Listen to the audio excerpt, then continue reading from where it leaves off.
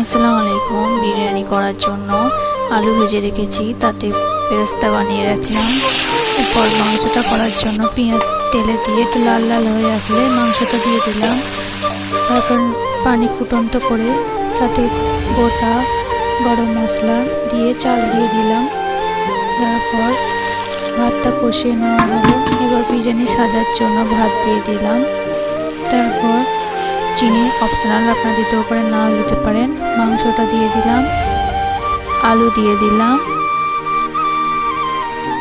দই, গরম বিরিয়ানির মশলা দিয়ে দিলাম, দই বেরেস্তা দিয়ে, তার উপর আবার ভাত দিয়ে, চিনি দিয়ে, কেওড়া পানি, গোলাপ পানি দিয়ে, বেরেস্তা দিয়ে, বিরিয়ানির মশলা দিয়ে, দুধে জাফরান গুলে ছড়িয়ে দিয়ে 15 মিনিট দমে দিলেই ভাত রেডি।